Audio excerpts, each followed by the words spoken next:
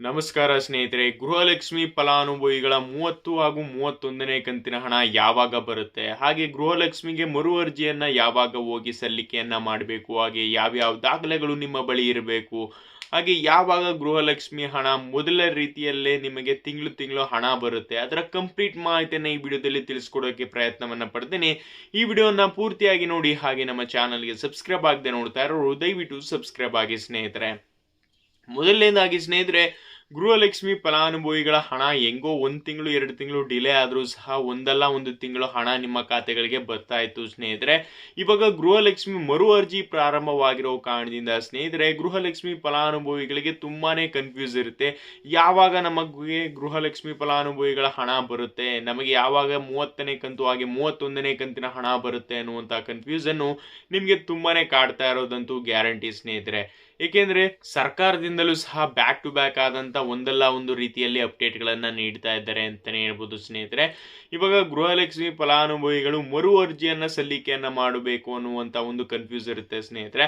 ಸರ್ಕಾರದಿಂದ ಮರು ಅರ್ಜಿಯನ್ನ ಸಲ್ಲಿಕೆಯನ್ನ ಮಾಡಬೇಕು ಅನ್ನುವಂತ ಒಂದು ಸ್ಟೇಟ್ಮೆಂಟ್ ಅನ್ನ ಬಿಟ್ರೆ ಸ್ನೇಹಿತರೆ, ಎಲ್ಲಿ ಹೋಗಿ ಸಲ್ಲಿಕೆಯನ್ನ ಮಾಡಬೇಕು, ಯಾವ್ಯಾವ ಡಾಕ್ಯುಮೆಂಟ್ಸ್ ಅನ್ನ ತಗೊಂಡು ಹೋಗ್ಬೇಕು, ಯಾರು ಹೋಗಿ ನಾವು ಸಲ್ಲಿಕೆಯನ್ನ ತಗೊಳ್ತಾರೆ, ಹಾಗೆ ಮನೆ ಹತ್ರನೇ ಬಂದು ಗೃಹಲಕ್ಷ್ಮಿಗೆ ಮರು ಅರ್ಜಿಯನ್ನ ತಗೊಳ್ತಾರ ಅನ್ನುವಂತ ಕನ್ಫ್ಯೂಸ್ ಸಿಕ್ಕಾಪಟ್ಟೆ ಜನಕ್ಕೆ ಇರುತ್ತೆ ಸ್ನೇಹಿತರೆ. ಅವರು ಸ್ನೇಹಿತರೆ ಈ ವಿಡಿಯೋವನ್ನ ಪೂರ್ತಿಯಾಗಿ ನೋಡಿ ಸ್ನೇಹಿತರೆ. ಏನಪ್ಪಾ ಅಂದ್ರೆ, ಗೃಹಲಕ್ಷ್ಮಿ ಫಲಾನುಭವಿಗಳು ಮರು ಅರ್ಜಿಯನ್ನ ಸಲ್ಲಿಕೆಯನ್ನ ಮಾಡಬೇಕಾದ್ರೆ ಸ್ನೇಹಿತರೆ, ಮೊದಲ ಬಾರಿಗೆ ಸಲ್ಲಿಕೆಯನ್ನ ಮಾಡಬೇಕಾದ್ರೆ ನಿಯರ್ ಬೈ ಸೇವಾ ಕೇಂದ್ರಗಳು, ಹಾಗೆ ಗ್ರಾಮ 1, ಮೈಸೂರು 1 ಈ ರೀತಿಯಾದಂತಹ ಪ್ಲೇಸ್ಗಳಲ್ಲಿ ಹೋಗಿ ನಾವು ಅಪ್ಲಿಕೇಶನ್ ಹಾಕಿದ್ದೀರಾ ಸ್ನೇಹಿತರೆ ನೀವು.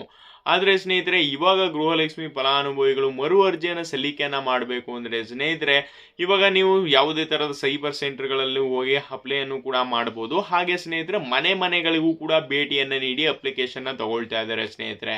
ಇದು ಯಾವ ರೀತಿ ನಡೀತಾ ಇದೆಯಪ್ಪ ಅಂದ್ರೆ ಸ್ನೇಹಿತರೆ, ಅಂಗನವಾಡಿಯ ಕಾರ್ಯಕರ್ತರು ಇದಾರಲ್ಲ ಸ್ನೇಹಿತರೆ, ಅವರು ಮನೆಗಳಿಗೆ ಭೇಟಿಯನ್ನ ನೀಡ್ತಾರೆ. ಮನೆಗೆ ಭೇಟಿಯನ್ನ ನೀಡಿ ಸ್ನೇಹಿತರೆ, ನಿಮ್ಮ ಬಳಿ ಇರುವಂತಹ ಡಾಕ್ಯುಮೆಂಟ್ಸ್ ಗಳನ್ನ ಇಸ್ಕೊಳ್ತಾರೆ ಸ್ನೇಹಿತರೆ.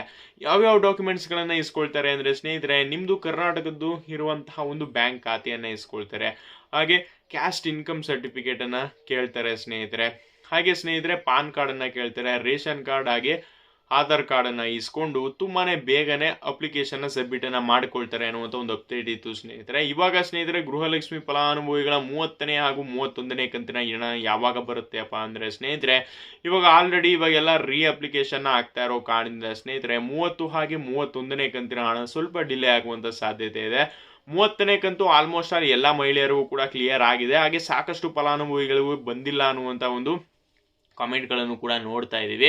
ಹಾಗೆ ಸ್ನೇಹಿತರೆ, 31ನೇ ಕಂತಿನ ಹಣ ಇದೆಯಲ್ಲ ಸ್ನೇಹಿತರೆ, ಈ 31ನೇ ಕಂತಿನ ಹಣ ಸ್ನೇಹಿತರೆ, ಮಕ್ಕಳ ಮತ್ತು ಕಲ್ಯಾಣ ಇಲಾಖೆಗೆ ಆಲ್ರೆಡಿ ಹಣ ಬಂದಿದೆ ಸ್ನೇಹಿತರೆ. ಡಿಪಿಟಿ ಮುಖಾಂತರ ನಿಮಗೆ ಖಾತೆಗಳಿಗೆ ಅಮೌಂಟ್ ಕಳಿಸೋದೊಂದು ಬಾಕಿ ಇದೆ ಸ್ನೇಹಿತರೆ. ಅದು ಯಾವಾಗ ಬರುತ್ತೆ ಅನ್ನುವಂತಹ ಮಾಹಿತಿ ಇಲ್ಲ ಸ್ನೇಹಿತರೆ. ಒಟ್ಟಲ್ಲಿ ಈ ತಿಂಗಳು ಒಳಗಡೆ ಸ್ನೇಹಿತರೆ, ಗೃಹಲಕ್ಷ್ಮಿ 31ನೇ ಕಂತಿನ ಹಣ ನಿಮ್ಮ ಖಾತೆಗಳಿಗಂತೂ ಬಂದೇ ಬರುತ್ತೆ ಸ್ನೇಹಿತರೆ. ಹಾಗೆ ಸರ್ಕಾರದಿಂದನೂ ಸಹ ಸಾಕಷ್ಟು ಅಪ್ಡೇಟ್ ಗಳನ್ನ ಬಿಡ್ತಾ ಇದ್ದಾರೆ ಸ್ನೇಹಿತರೆ. ಗೃಹಲಕ್ಷ್ಮಿ ಫಲಾನುಭವಿಗಳಿಗೆ ಗೃಹಲಕ್ಷ್ಮಿ ಹಣ ಬೇಡಲೇ ಬೇಡ ಅನ್ನೋ ರೇಂಜ್ಗೆ ಬಂದ್ಬಿಟ್ಟಿದ್ದಾರೆ.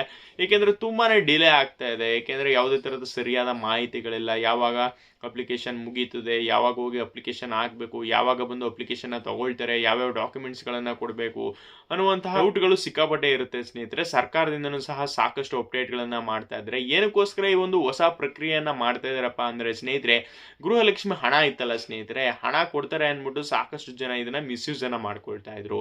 ಏನಕ್ಕಪ್ಪ ಅಂದ್ರೆ ಸ್ನೇಹಿತರೆ, ಗೃಹಲಕ್ಷ್ಮಿ ಫಲಾನುಭವಿಗಳು ಮರಣವನ್ನ ಹೊಂದಿರ್ತಾರಲ್ಲ, ಅವ್ರದ್ದು ಸ್ವಲ್ಪ ಅಮೌಂಟ್ ಎಲ್ಲ ಅವ್ರ ಖಾತೆಗಳಿಗೆ ಹೋಗ್ತಾ ಇತ್ತು. ಇನ್ನೇನ್ ಮಾಡ್ತಾ ಇದ್ರು ಸ್ನೇಹಿತರೆ, ಕೆಲವರು ಇನ್ಕಮ್ ಟ್ಯಾಕ್ಸ್ ಕಟ್ತಾ ಇರೋರು ಸ್ನೇಹಿತರೆ ಗೃಹಲಕ್ಷ್ಮಿ ಹಣವನ್ನ ತಗೊಳ್ತಾ ಇದ್ರು ಅಂದ್ರೆ ಲೆಕ್ಕ ಹಾಕೊಳ್ಳಿ. ಯಾಕೆ ಸುಮ್ಮನೆ ಬರೋ ಹಣ ಯಾಕೆ ಬಿಡಬೇಕು ಅಂದ್ಬಿಟ್ಟು ಅವರು ಕೂಡ ತಗೊಳ್ತಾ ಇದ್ರು. ಹಾಗೆ ಸ್ನೇಹಿತರೆ, ಒಂದೇ ಮನೆಯಲ್ಲಿ ಸ್ನೇಹಿತರೆ ಎರಡೆರಡು ಫ್ಯಾಮಿಲಿ ಇರ್ತಾ ಇತ್ತು ಸ್ನೇಹಿತರೆ, ಹಾಗೆ ಇಬ್ರು ಕೂಡ ಅಮೌಂಟ್ ಅನ್ನ ತಗೊಳ್ತಾ ಇದ್ರು. ಹಾಗೆ ಸ್ನೇಹಿತರೆ, ಅತ್ತೆ ಸೊಸೆ ಇಬ್ರು ಕೂಡ ಬೇರೆ ಬೇರೆ ಕಾರ್ಡ್ ಅನ್ನ ಮಾಡಿಸ್ಕೊಂಡು ಇಬ್ರು ಕೂಡ ಗೃಹಲಕ್ಷ್ಮಿ ಹಣವನ್ನ ಒಂದೇ ಮನೆಯಲ್ಲಿದ್ದು ಕೂಡ ತಗೊಳ್ತಾ ಇದ್ರು ಸ್ನೇಹಿತರೆ. ಹಾಗೆ ಏನ್ ಮಾಡ್ತಾ ಇದ್ರು, ಕೆಲವರು ಫೇಕ್ ಸರ್ಟಿಫಿಕೇಟ್ಗಳು ಸ್ನೇಹಿತರೆ, ಆ ವ್ಯಕ್ತಿ ನಮ್ಮ ಕರ್ನಾಟಕದ ರಾಜ್ಯದಲ್ಲೇ ಇರಲ್ಲ, ಅವರ ಡಾಕ್ಯುಮೆಂಟ್ನೆಲ್ಲ ತೊಗೊಂಡು ಬಂದು ಅವರ ಹೆಸರನ್ನೆಲ್ಲ ಚೇಂಜ್ ಮಾಡಿ ಇವರ ಖಾತೆಗಳಿಗೆ ಅಮೌಂಟ್ ಬರೋ ರೀತಿಯಲ್ಲಿ ಮಾಡ್ಕೊಂಡಿದ್ರು ಸ್ನೇಹಿತರೆ. ಹಾಗೆ ಒಂದು ನ್ಯೂಸ್ ಚಾನಲ್ಲೂ ಕೂಡ ಒಂದು ನ್ಯೂಸ್ ಬಂದಿತ್ತು ನೋಡಿ, 19,000 ಗೃಹಲಕ್ಷ್ಮಿ ಫಲಾನುಭವಿಗಳ ಹಣ ಸ್ನೇಹಿತರೆ ಒಂದೇ ಒಂದು ಖಾತೆಗೆ ಹೋಗಿತ್ತು ಅಂದರೆ ಲೆಕ್ಕ ಹಾಕೊಳ್ಳಿ ಎಷ್ಟು ಹಣ ಹೋಗಿರಬೇಡ ಆ ವ್ಯಕ್ತಿಗೆ, ಆ ರೀತಿ ಎಲ್ಲ ಸ್ಕ್ಯಾಮನ್ನು ಮಾಡ್ತಾ ಇದ್ರು ಸ್ನೇಹಿತರೆ. ಇದನ್ನೆಲ್ಲವನ್ನು ಕೂಡ ತಡೆಗಟ್ಟಬೇಕು ಅಂದ್ಬಿಟ್ಟು ಸರ್ಕಾರದವರು ಈ ಒಂದು ಯೋಜನೆಯನ್ನು ತಗೊಂಡು ಬಂದಿದ್ದಾರೆ. ಇನ್ನೇನು ಕೆಲವೇ ದಿನಗಳಲ್ಲಿ ಸ್ನೇಹಿತರೆ ಗೃಹಲಕ್ಷ್ಮಿ 30 ಹಾಗೆ 31ನೇ ಕಂತಿನ ಹಣ ಯಾರಿಗೆಲ್ಲ ಬಾಕಿ ಇದೆ ಅವ್ರಿಗೆಲ್ಲರೂ ಕೂಡ ಕ್ಲಿಯರ್ ಆಗಿ 30ನೇ ಕಂತಿನ ಹಣ, 31ನೇ ಕಂತಿನ ಹಣ ಎಲ್ಲರ ಖಾತೆಗಳಿಗೂ ಕೂಡ ರೋಲ್ಔಟ್ ಆಗುತ್ತೆ ಸ್ನೇಹಿತರೆ. ಹಾಗೆ ಸ್ನೇಹಿತರೆ ನಿಮಗೆ ಯಾವ ಕಂತಿನ ಹಣ 30ನೇ ಕಂತ, 29ನೇ ಕಂತ, 30ನೇ ಕಂತ ಯಾವ ಕಂತಿನ ಹಣ ನಿಮ್ಮ ಖಾತೆಗಳಿಗೆ ಬಂದಿಲ್ಲ ದಯವಿಟ್ಟು ಕಮೆಂಟ್ ಅನ್ನ ಮಾಡಿ. ಹಾಗೆ ಸ್ನೇಹಿತರೆ ಇದೇ ರೀತಿ ಗೃಹಲಕ್ಷ್ಮಿ ಫಲಾನುಭವಿಗಳ ಲೇಟೆಸ್ಟ್ ಅಪ್ಡೇಟ್ ಯಾವುದೇ ಸಿಕ್ಕಿದ್ರು ಕೂಡ ನಿಮಗೆ ವಿಡಿಯೋನ ಮಾಡಿ ತಿಳಿಸ್ತೀನಿ. ಥ್ಯಾಂಕ್ಸ್ ಫಾರ್ ವಾಚಿಂಗ್ ಸ್ನೇಹಿತರೆ.